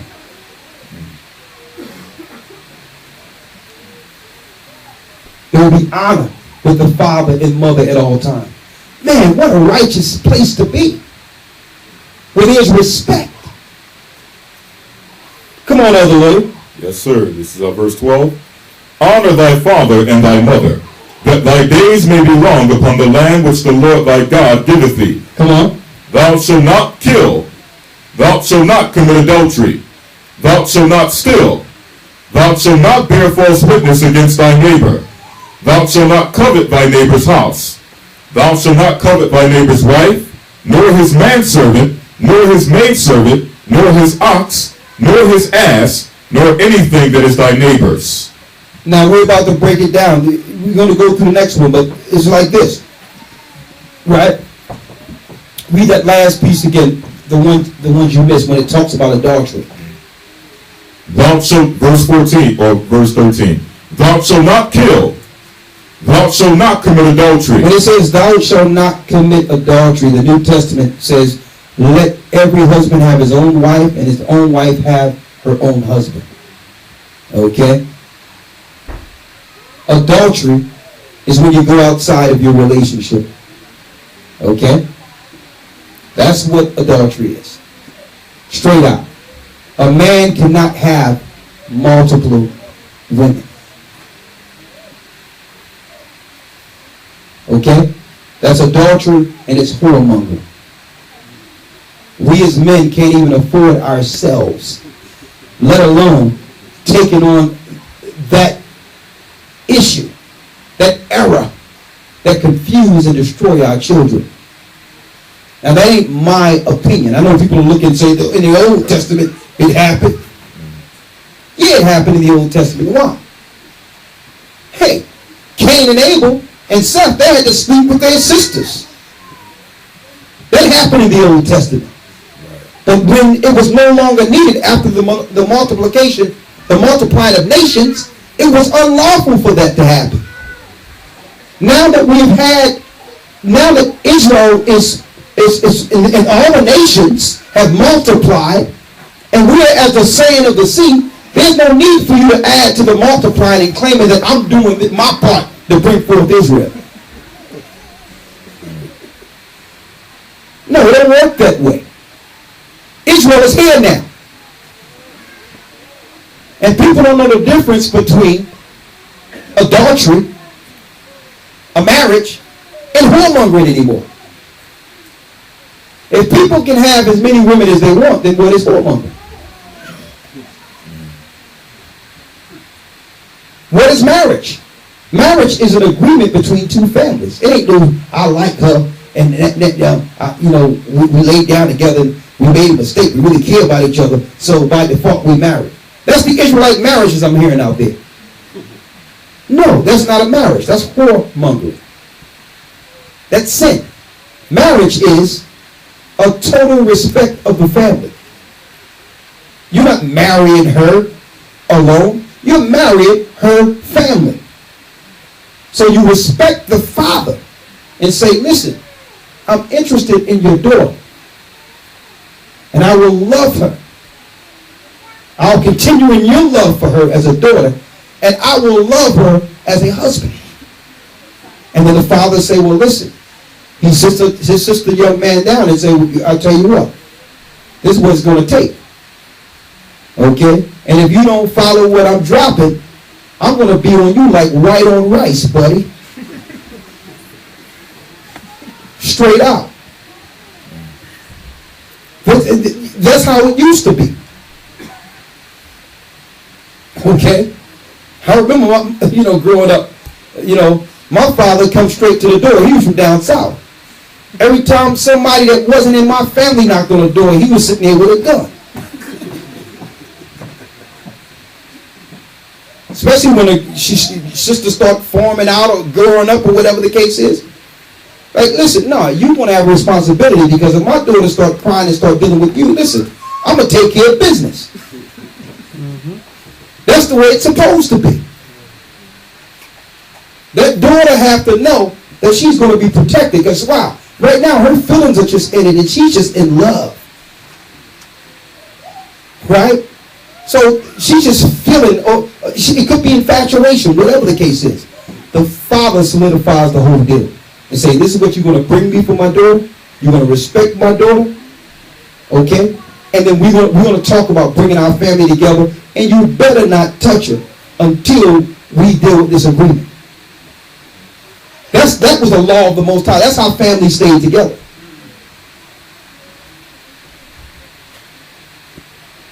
Right? All right. So I wanted to go into that and talk about it. And this is how we're going to institute it amongst the body and the church. And I know in certain areas, like in London, there's really a lot of more sisters than brothers. I understand that. But if we do the work that's about to get done, there's going to be enough brothers up in here very soon. Everyone be patient. Okay? Any questions before we feast? Here's your opportunity. The mic is here. You can stand up, raise your hand, and we'll give you the microphone. Starting with the men. No questions? Oh man, maybe the Most High answered a lot of questions tonight, huh? Praise the Most High. All right, let's go to the sister side. Any questions? Man, praise the Most High. No questions. That has to be the first of first. All right, you have anything to say? You good? I'm good. What about you, Brother Lloyd? You good? All right, let's eat, and we'll talk. Bless you. What's that? Hold on 1 second, 1 second. Don't y'all got to go prepare the food?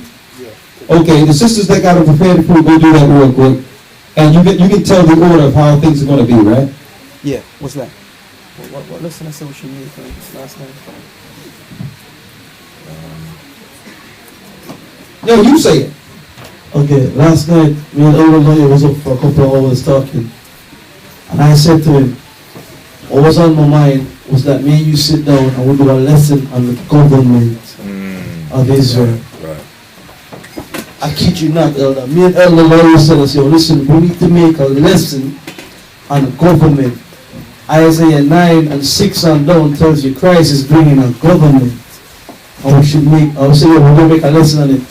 It blew my mind just then, just hearing you come sit down and saying that right now. And I haven't spoke to him at all. We haven't said a word.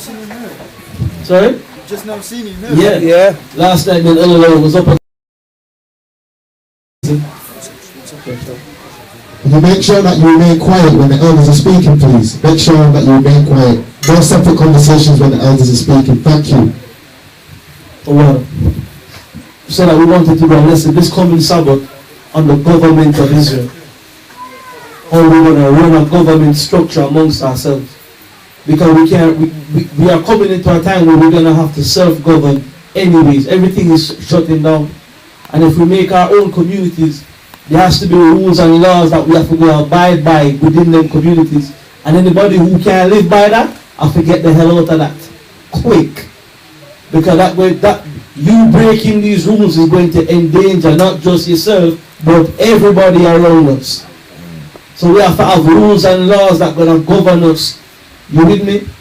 There will be no sexual predators anywhere amongst us. We're not tolerating it. But this was like the ideas that we were going into last night. When you know what I'm saying, that you have to have a government. I said to Elder Lawyer, listen, you know, it'd be good if maybe you just sit down and make a lesson on it for this coming Sabbath. I said it to him, government. Within us. And then to hear the elders come bring it out like that, boy, you with me? So it's something going on. You understand that we have to look and pay attention into, you understand? Self-governing. We have to be able to govern ourselves. Royal priesthood. You with me? We have to take our minds first out of the state of poverty. We have to come out of that mental state of poverty. You with me? So our actions, we're not thinking and living like peasants, we're kings. Ecclesiastes 10 verse 5 tells you that there is a horrible thing in the land, that the kings are in low places and the peasants are on the horses. You with me? So that's what's going on right now. We have to come out of that mindset and our operation. We can't settle no more for mediocrity. You understand? For those people who come up in England, right? England is a place of mediocrity. England rewards mediocrity. You understand? They don't teach the children to compete to be the best. Alright? The old school people that may coming from out of Jamaica and parts of the Caribbean and all that, we grew up where there was toilets that wasn't indoor toilets, outdoor, we call them latrine. Right? And we can remember our outdoor toilet pristine, clean, you don't smell nothing around there. And the house shine, the floor of the house shine and clean. If you don't walk good, you trip and bust up. You understand? Well shine. And I'm saying that because, check it out, there's something about us anyways instilling us to be clean. When we come out and we put on our gowns have to look good. You understand? When I come from Primary, I come from the high street, it has to look good. We're not in, you understand me? With style, with flavor, anywhere we go on the earth, people look at us. And that's the spirit of the kings with us. You with me? So it is there. I think it just needs to be highlighted and highlighted for the right reasons. You with me? There's a nature, there's an element about us anyways when it comes to that royalty. You with me? If we go somewhere and it's unclean, we don't want to eat there. Pass a restaurant and we see a cockroach. That's it. We're walking out. Never to return. You understand me? Royal priesthood. We already have it in us. It's there. It's built in. This is not new, you know. This is not new that you have to go and start digging deep. It's already there. We are like that instinctively. Some of us, you know the drill. We in cold England, but we have to bathe 2-3 times a day.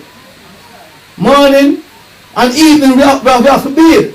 I come here some stories that when we came to when our foreparents came here, right? They used to put up signs say, yo, you only can bathe once a day. And we're like, yo, no, we're not that.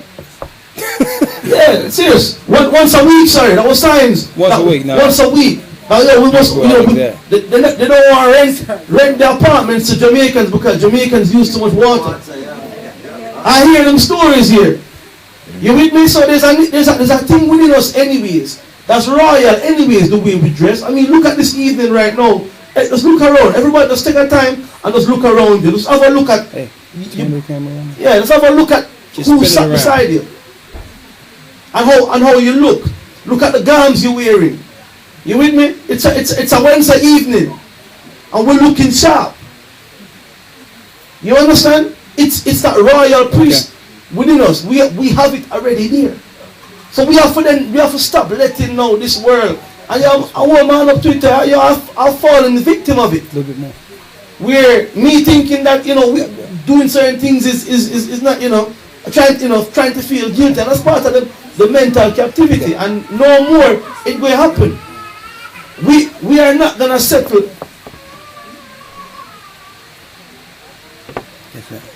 We are not no longer as a body gonna settle for mediocrity. We are no longer gonna settle for less than what we deserve. You understand me? Anything below royalty is captivity. That's gonna be the new mantra right now.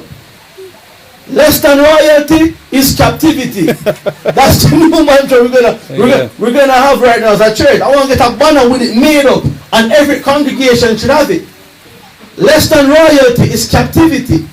Yeah. So we will come out of that mindset because we are ready. Listen, let me tell you, we already have it in us.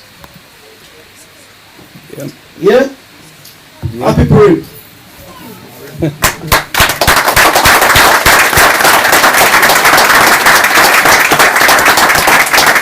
Alright. Okay, of course we have our festivities today. This evening. I see a blessed congregation, and we're going to come together more often and finish some work. We're going to do some work here. Okay, anything you would like to do in the work, any gifts, you'll be able to execute them within the body. Okay? You want to make some announcements? Of course, we have some music and all that, so we're going to turn it over to the music side very soon. Your food is getting ready, so Doc, if you would like, you can make the announcements on how we're going to deal with the food. Everybody remain seated exactly where you are. I want the seats that are facing this way, you can turn the seats round to have complete tables. The food will be brought round to everybody as you've seen the sisters doing at the moment. I also want to take the opportunity to give a massive thank you to the elders who've flown all the way from the United States to be with us all. And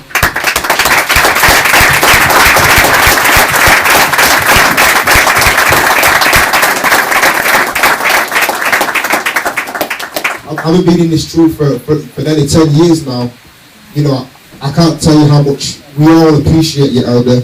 And it's hard work. Trust me, it's very hard work. And if they didn't love us, or if they didn't love us, they wouldn't be here. There's nobody making them come here to do this, you know. And it can be difficult. So that appreciation, we just wanted to just put that out there. And all praise be to the Most High. All right.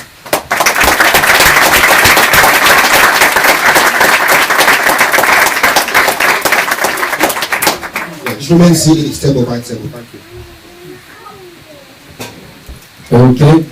While the food is getting ready and prepared, it is open because we do have a little time while the food is getting prepared. So if y'all do have any questions, I know y'all said y'all didn't, which is good.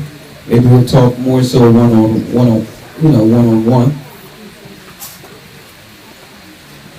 But it is a good night, good time.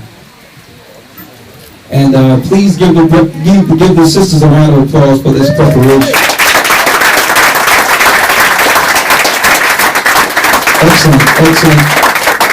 Excellent spread, and it's very welcome. Boy, y'all wearing those garments, boy, I'll tell you that. Food is flowing.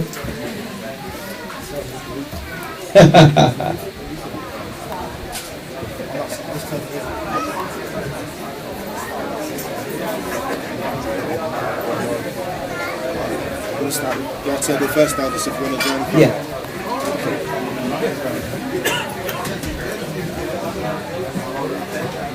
So you want to put something on? Hey Nate, you want to put something on? Okay, let me switch it up.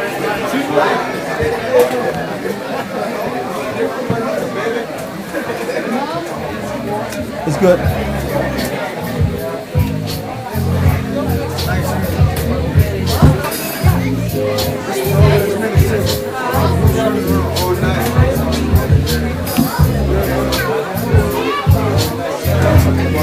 Everybody to remain seated.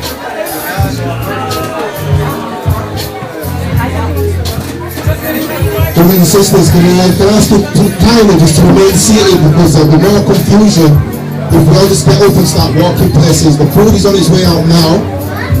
Please remain seated so the sisters can get to the food to everybody. We also need to bless the food as well. Okay?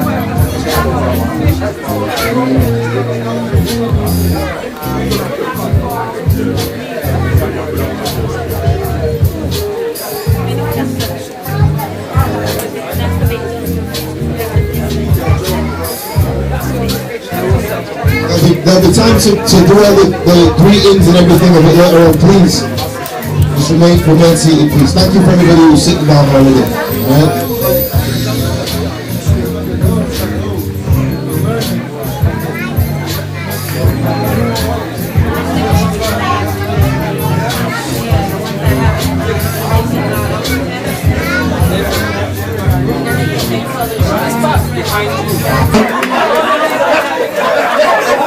We're going to say a happy Purim to you, brothers and sisters. We're going to say the Lord's Prayer and pray out. Give the Most High a strong, powerful prayer. And we have a lot of work to do from this Passover to the next. So we're hoping to see the next time we come here, brothers and sisters, that work bringing forth His kingdom before we exodus. Before we say the Lord's Prayer, I want to give it out to the Most High. Let the heavens hear a hearty Kwam Yasha Allah. Kwam Yasha Allah. Kwam Yasha Allah. Rise the Most High's kingdom, the children of Israel. Shalom. Come on. And of course, we'll have to end with the Lord's Prayer, giving us full power and prayer. Come on, Elder Lord, lead us in the Lord's Prayer, please. Yes, sir. We face the east. Well, I know which way the east is, guy. I have a compass now. Don't worry about it. I got it. Right here. I got it right there. Look at that. There you go, man. The sister gave me a compass. She must have seen us on the video saying, okay, which way is the east? You ready? Yes, sir. Ahaya. Bahasham. Yeshaya. Our Father. Which art in heaven. Hallowed be thy name. Thy kingdom come. Thy will be done. In earth. As it is in heaven. Give us this day. Our daily bread. Forgive us our debts. As we forgive our debtors. Lead us not into temptation. But deliver us from evil. For thine is the kingdom. And the power. And the glory. Forever. Amen. Praise the Most High.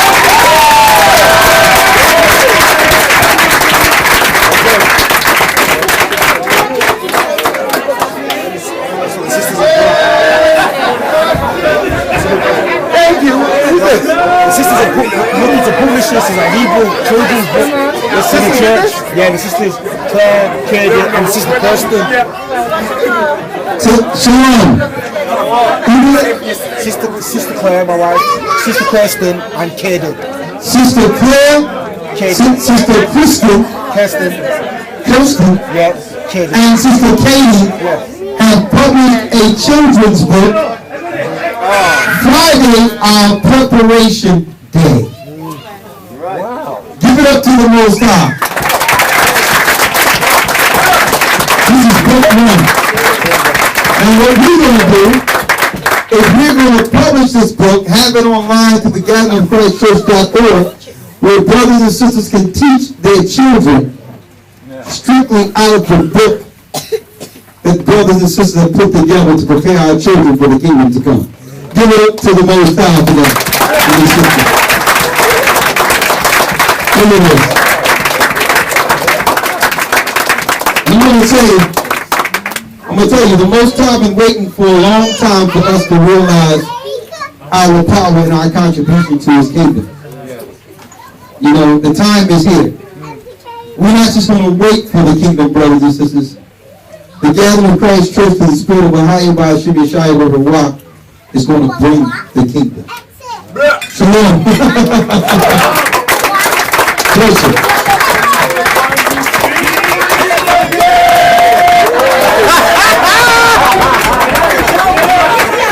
Praise the Most High. That's Benjamin. They tear the whole house down. Thank you, sister. Thank you.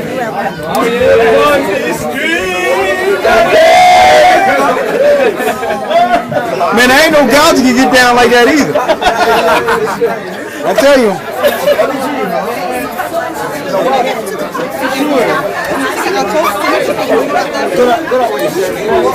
Shalom, brothers and sisters. We'll see you in Babylon in a few days. Shalom.